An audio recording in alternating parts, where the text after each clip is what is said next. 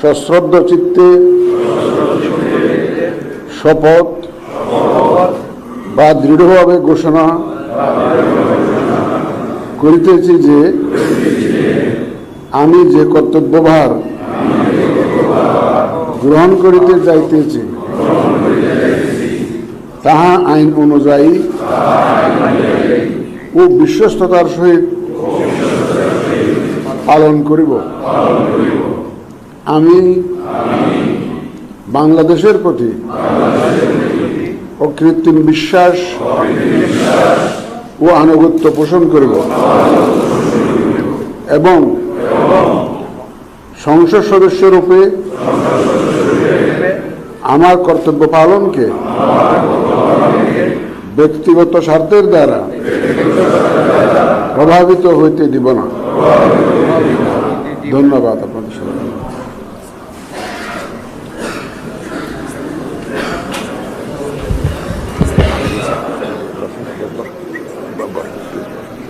ধন্যবাদ মাননীয় প্রধান নির্বাচন কমিশনার এবং আজকের শপথ পাঠদানকারী জনাব এম নাসিরউদ্দিন স্যারকে।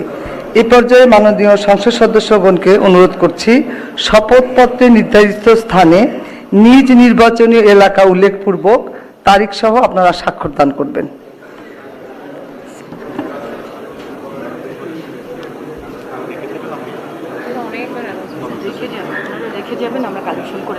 স্যার আমরা আপনার সিগনেচারে রেখে যাবেন, আমরা কালেকশন করে নিব স্যার।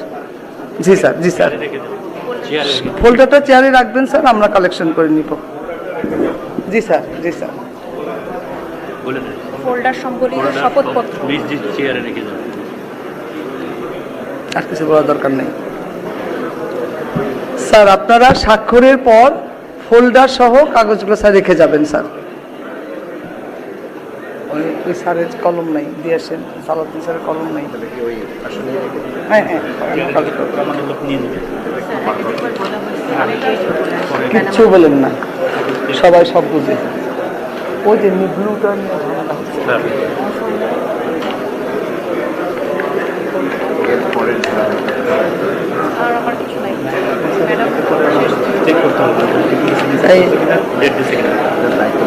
সবার পেন আছে কিনা, কলম তো দেওয়া হয়েছে।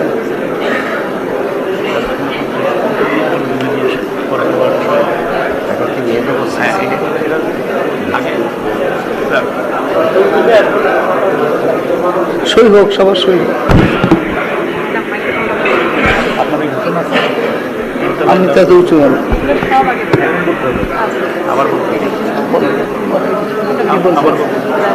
সবাই খাওয়ার পরে যে নাস্তায় যাবে,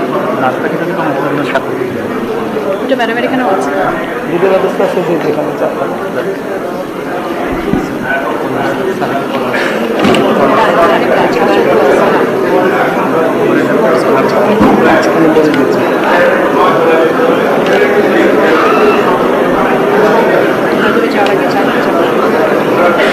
মাননীয় সদস্যবৃন্দ, আশা করছি আপনাদের সকলের সিগনেচার শেষ হয়ে গেছে।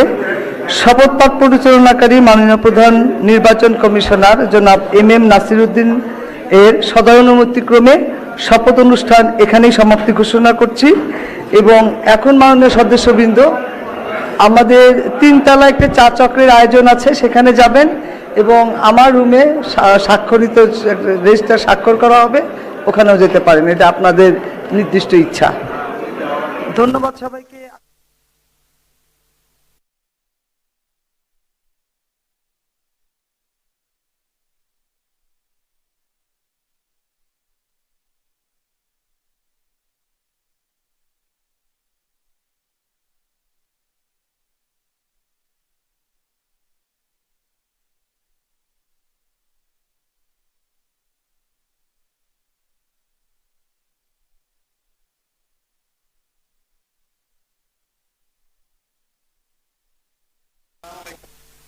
আমাদের